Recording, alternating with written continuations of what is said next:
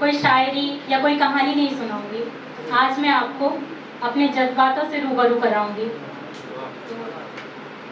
तो सबसे पहले इस महफिल के बारे में 2 लाइनें कहना चाहूँगी कि मगरूर है यहाँ हर कोई अपनी कहानी में, अपनी कविता में, अपने ही गीतों में, अपने ही गानों में, क्योंकि टूटा हुआ है यहाँ हर शख्स किसी की मोहब्बत में, किसी की यादों में, किसी के झूठे वादों में, तो अपने ही किन्हीं जज्बातों में।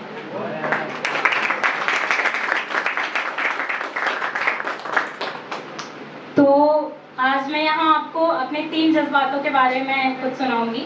पहला मैं, दूसरा मोहब्बतें और तीसरा यादें। तो शुरुआत मैं खुद से करना चाहूँगी। तो मैंने कुछ यूँ लिखा था, गौर कीजिएगा। मैं ज्वलन सा वो दीप नहीं जिसको आता है बुझ जाना। मैं ज्वलन सा वो दीप नहीं जिसको आता है बुझ जाना। मैं खिलखिलाता फूल नहीं जिसको आता है मुरझाना। मैं खिलखिलाता फूल नहीं जिसको आता है मुरझाना। मैं दहकता वो सूर्य नहीं, मैं दहकता वो सूर्य नहीं जिसको आता है ढल जाना। मैं चमकता वो चांद नहीं जिसको आता है छिप जाना। मैं नीर हूँ, मैं नीर हूँ। नीर का मतलब आप सब जानते होंगे, पानी। तो मेरा ऐसा मानना है कि नीर बहुत प्रगतिशील होता है, कितनी भी रुकावटें क्यों ना हो, आगे बढ़ ही जाता है। तो इसलिए मैं खुद को नीर सा समझती हूँ, और ये मैं नहीं, आप भी हो सकते हैं। तो मैं नीर हूँ जो बह रहा रुकावटों को चीरता। मैं नीर हूँ जो बह रहा रुकावटों को चीरता। मैं तो निरंतर चल रहा, मैं नहीं हूँ सुस्त सा, मैं नहीं हूँ सुस्त सा,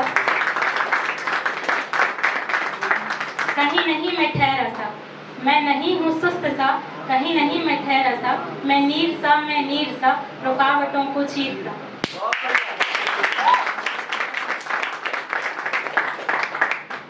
तो मैंने हमेशा कोशिश की नीर की तरह आगे बढ़ने की, लेकिन एक वक्त ऐसा भी आया जब मैंने खुद को बहुत हारा हुआ महसूस किया। तो उस मुश्किल वक्त में भी मैंने खुद को संभाला भी और समझाया भी। तो उस वक्त मैंने कुछ यूँ लिखा था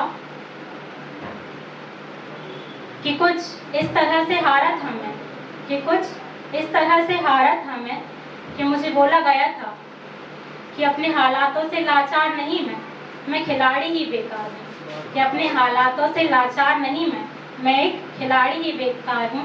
बेशक मैं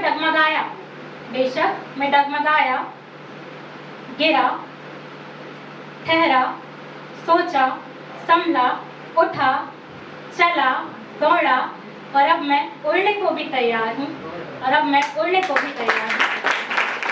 मैं एक निखरा हुआ सुधार हूँ।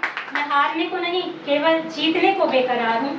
मैं केवल आगे बढ़ने को तैयार हूँ। मैं एक निखरा हुआ सुधार हूँ।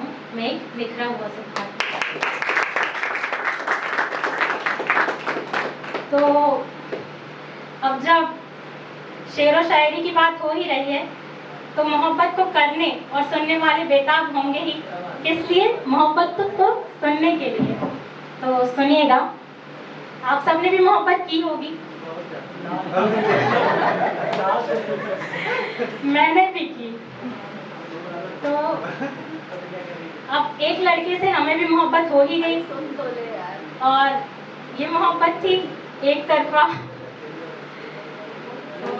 उसे सोचकर कुछ यूँ लिखा था कि कुछ ख्वाहिशें हैं मेरी, कि खुद से ज़्यादा होकर रहूं तेरी। कि कुछ ख्वाहिशें हैं मेरी, खुद से ज़्यादा होकर रहूं तेरी। कुछ ख्वाहिशें हैं मेरी, खुद से ज़्यादा होकर रहूं तेरी। तू आए इतने करीब कि तेरे दिल की धड़कन सुन सकूं। तू आए इतने करीब कि तेरे दिल की धड़कन सुन सकूं। तेरी आंखों से खुद को तक सकूं। तेरे हाथों में अपने हाथ रखूं। कुछ तेरी सुनूं, कुछ अपनी कहूं। तेरी बाहों में लिपटकर मैं चांद तारों को तक सकूं, कुछ तेरी सुनूं कुछ अपनी कहूं, तेरी बाहों में लिपटकर मैं चांद तारों को तक सकूं, तेरी जहमतों को, जहमत मतलब मुसीबत या परेशानी, तो सुनिएगा। तेरी जहमतों को तेरी आंखों में देखकर समझ सकूं, तेरी जहमतों को तेरी आंखों में देखकर समझ सकूं, तेरी हर एक जहमत का हल बनूं, तेरी हर एक जहमत का हल बनूं, तेरी मुस्कान से ही निखर सकूं, तेरी मुस्कान से ही निखर सकूं, तेरी खुशबू से ही बिखर सकूं, तेरी खुशबू से ही बिखर सकूं, तेरी हर थकान को दूर करूं, मैं तेरी राहत बनूं, और तू तो मेरी मोहब्बत है ही, और तू तो मेरी मोहब्बत है ही। एक ख्वाहिश है मेरी कि मैं भी तो तेरी चाहत बनूं, एक ख्वाहिश है मेरी कि मैं भी तो तेरी चाहत बनूं।